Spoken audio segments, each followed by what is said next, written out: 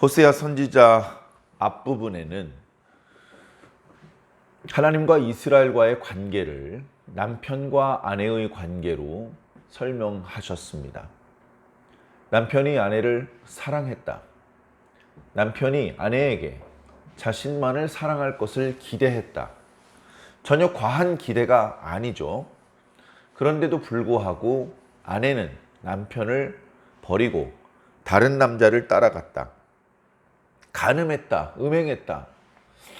남편이 준 장신구로 장식을 하고 그 다른 남자에게로 갔다. 그런 상황을 이제 비유로 설명해 주셨습니다. 참 너무나 이 통탄할 상황이죠. 어떻게 그럴 수가 있을까? 어떻게 하나님의 그 크신 은혜를 저버릴 수 있을까? 하나님의 부르심을 어떻게 그렇게 외면할 수 있을까? 어떻게 하나님 앞에서 그런 죄를 저지를 수 있을까?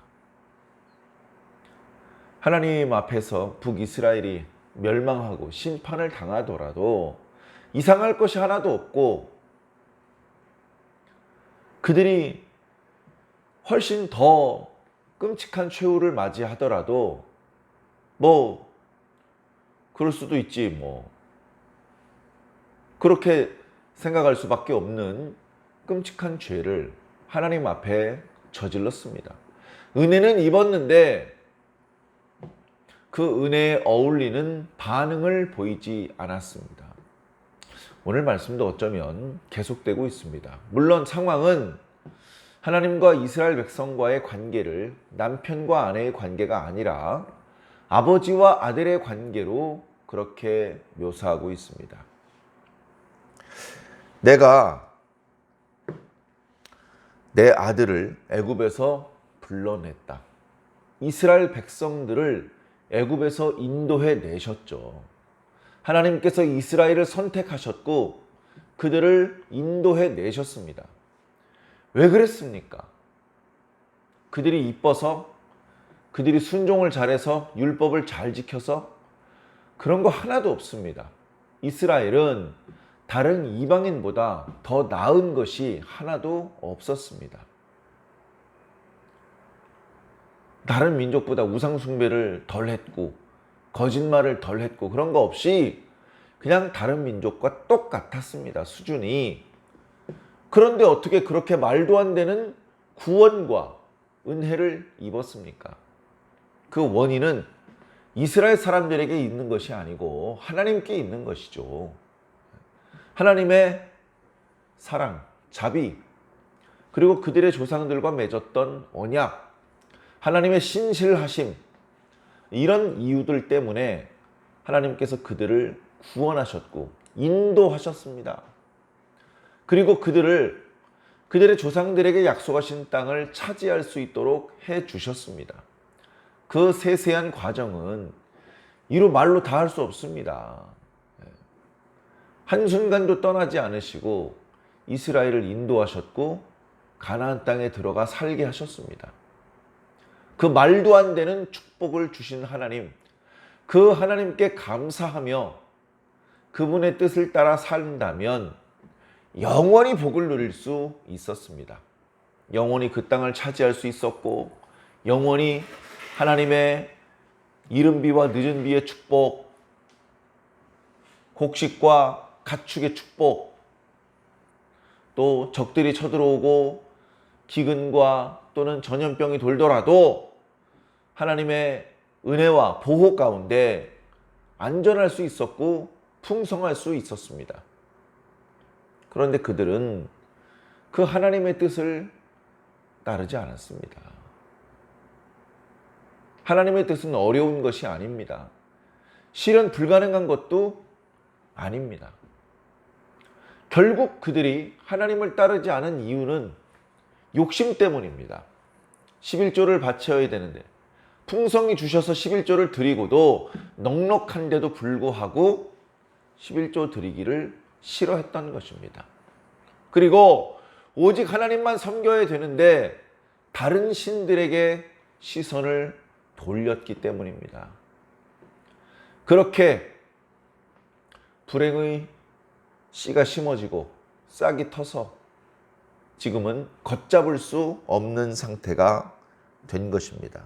2절에 선지자들이 그들을 부를수록, 선지자들이 무슨 일로 부르겠습니까? 하나님이 부르시는 겁니다. 얘들아, 너희는 내 자녀가 아니냐? 너희는 내 백성이 아니냐? 너희는 내 아내가 아니냐? 너희를 왜 그러니? 하면서 돌아오라고 선지자를 통해서 부르면 부를수록 더 멀리 나갑니다. 더 바알에게 제사하고 또 아로새긴 우상 앞에서 분향을 합니다. 정말 안타깝죠. 정말 안타깝습니다. 하나님께서 계속해서 그들이 잘 못하고 있는데도 불구하고 자비를 베풀어 주시는데, 근데 그걸 또 깨닫지 못합니다. 느끼지 못하는 거예요. 하나님의 은혜인 줄 깨닫지 못하는 겁니다. 그래서 그들이 계속 말을 안 듣는데도 불구하고 계속해서 먹이고 입히고 그들을 기릅니다. 계속해서 그들을 길러요. 근데 계속 몰라요. 자, 5절에 보니까 그들은 애굽으로 되돌아가지 못하겠거늘 하나님께 돌아가는 것을 원하지 않으니. 길은 하나예요. 하나님께 돌아가야 됩니다. 하나님께. 그 유일한 살 길을 원하지 않으니, 그러면 애굽으로 가거나 아수르로 가야 되는데 애굽으로 갈 수 없으니 아수르로 가게 될 것이다. 다시 말해, 과거에 그들이 애굽 왕 바로의 지배를 받으며 종노릇했던 것처럼 이제부터는 아수르 왕의 지배를 받으며 종노릇할 것이다.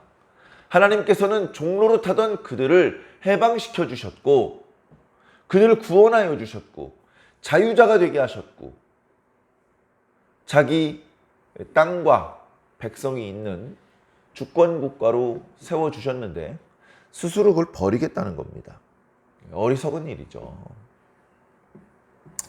칼이 그들의 성읍에서 춤을 춥니다. 빗장을 깨트려 하나님께서 없이 할 것입니다. 결국 그들의 우상 숭배 끝나고 그들이 누리던 부귀영화, 영원히 지속될 줄 알았던 거 다 결단 날 것입니다.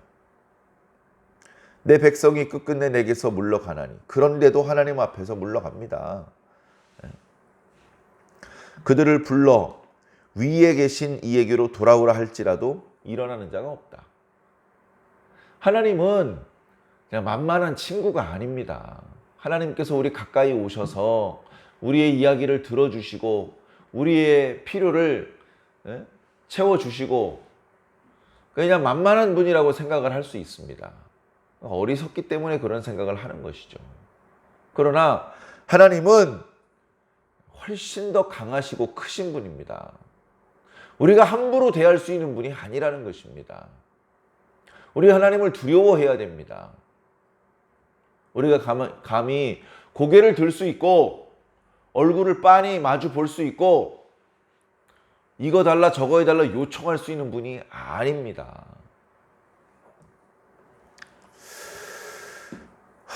그렇게 이스라엘은 끝끝내 하나님을 버리고 멸망의 길로 들어섰습니다. 그리고 역사적으로 이스라엘은 아수르에 멸망했고 그 주민들은 뿔뿔이 흩어졌으며 결국 소멸됐습니다.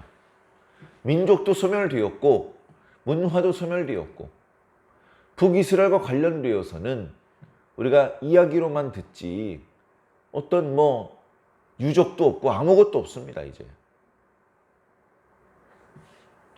자 8절 이하에 보면 하나님의 상상할 수 없이 크신 사랑과 긍휼의 마음이 나타나고 있습니다. 에브라임아 내가 어찌 너를 버리겠느냐. 이스라엘아 내가 어찌 너를 포기하겠느냐. 내가 어찌 너를 아드마나 스보임같이 버려두겠느냐. 아드마나 스보임은 과거 소돔과 고모라가 멸망했을 때 함께 멸망했던 성읍들입니다. 그렇게 멸망해서 허무하게 사라지게 두지 않겠다. 왜? 사랑하니까. 내 마음이 내 속에서 돌이키어 마음이 바뀌었다는 것이죠. 나의 긍휼이 막 속에서 올라오고 있다. 그들을 불쌍히 여기는 마음이 올라오고 있다는 것입니다. 자, 9절에 내가 나의 맹렬한 진노를 나타내지 않을 것이다. 에브라임을 다시는 멸하지 않을 것이다. 왜? 난 하나님이야. 사람이 아니야. 네 가운데 있는 거룩한 이니 진노함으로 네게 임하지 않을 것이다. 사람처럼 한번 화나면 무섭게 변하고 막 화를 쏟아내고 나는 그런 인간이 아니야. 라고 말씀하시는 것이죠. 그들은 10절에 사자처럼 소리를 내시는 여호와를 따를 것이요. 여호와께서 소리를 내시면 나라가 망해서 이곳저곳으로 흩어졌던 이스라엘 백성들이 돌아올 것이다. 떨면서 돌아올 것이다. 하나님은 긍휼을 발휘하시지만 이스라엘 백성들은 두려워할 수밖에 없죠. 자, 11절. 그들은 애굽에서부터 새같이 아수르에서부터 비둘기같이 떨며 오리니. 위풍당당하게 날아서 오는 게 아닙니다. 새의 모습을 한번 생각해 보십시오. 무척 오랜 시간 비행을 해서 지쳤습니다. 잘 먹지도 못했습니다. 쉬지도 못했습니다. 이곳저곳에 상처가 있습니다. 거기에 비까지 맞았습니다. 그래서 누가 부르시는데 그 앞에 날아서 가지도 못하고 쩔뚝쩔뚝 걸어서 가는 그런 모습을 생각해 보시면 되겠습니다. 그들이 그렇게 비둘기같이 떨며 오리니 내가 그들의 집에 머물게 하리라. 자, 이것은 이제 회복의 말씀이죠. 왜 회복하십니까? 그들이 뭐 회개했습니까? 뉘우쳤습니까? 그런 거 없지만 하나님 속에서 긍휼이 불처럼 타오르기 때문에 다시 그들을 돌아오게 하실 것이다 라고 말씀하시는 것이죠. 안타깝게도 이 말씀은 북이스라엘 백성들에게 성취되지는 않은 것 같습니다. 여러 차례 말씀드렸지만 북이스라엘은 소멸되어 버렸습니다. 그들이 포로로 끌려 나갔다가 돌아올 것이라고 여러 선지자들을 통해서 말씀하셨지만 북이스라엘 백성들은 돌아오지 못했습니다. 남왕국 유다 사람들이 돌아왔고 그리고 전 세계에서 수없이 많은 이방인에 불과했던 사람들이 하나님의 백성으로 부름받았죠. 오늘 저와 여러분처럼 예수 그리스도의 기치 아래, 그 십자가 아래 하나님을 아버지라고 부르는 자들이 나타나게 되었던 것입니다. 참 두려운 하나님의 심판, 분노, 그리고 참 왜 이렇게 어리석을까 싶은 이스라엘의 그 어리석음과 범죄, 회복에 대한 언약, 그러나 그 회복을 이스라엘 백성들은 누리지 못하고 또 다른 하나님의 백성들이 이스라엘 백성들이 받아야 마땅했을 구원과 축복을 대신 받게 되는 그런 역사들을 우리는 말씀을 통해서 느끼게 됩니다. 이런 상황 가운데 오늘 저와 여러분들은 어떤 마음가짐이어야 되며 어떤 생각을 해야 되겠습니까? 야, 하나님께서 원가지도 아끼지 않으시고 도끼로 찍어 버리셨다. 우리는 원가지가 아니야. 우리는 돌감람나무야. 그런 우리를 가지치기 하셔서 참 감람나무 그 줄기에다가 젖붙여 주셨어. 그러면 이제부터 참 감람나무 뿌리와 줄기로부터 올라오는 진액을 공급받아서 좋은 열매를 맺을 수 있겠네.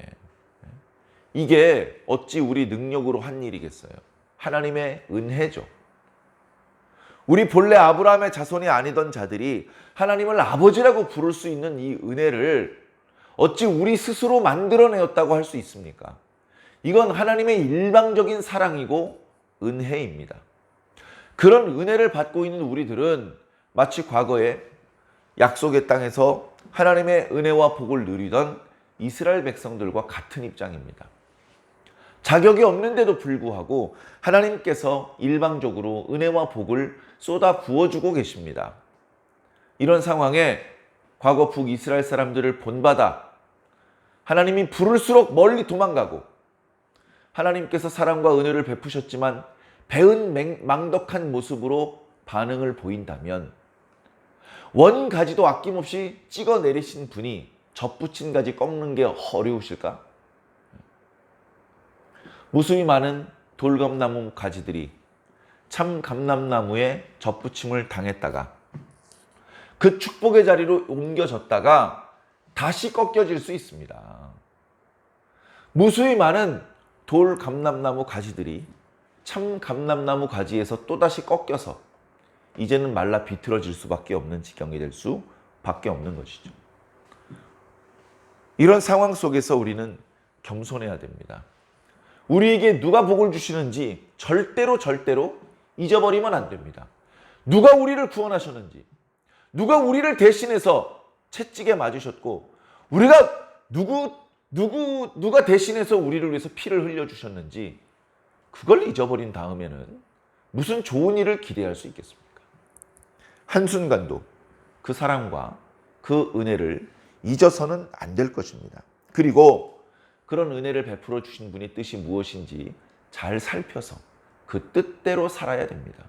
그래야 계속해서 이 은혜를 입을 수 있고 이 복을 누릴 수 있을 것입니다. 그리고 앞으로 더 큰 복도 주신다고 약속하셨기 때문에 우리는 그저 겸손히 하나님 앞에 무릎 꿇고 주님의 음성에 귀를 기울이며 있는 힘을 다해서 그 뜻대로 살기 위해 애써야 될 것입니다. 오늘도 그리고 이번 한 주간도 그렇게 주님 뜻대로 살기 위해 발버둥치는 최선의 모습을 다하는 저와 여러분들이 되시기를 예수님 이름으로 간절히 축원합니다. 아멘.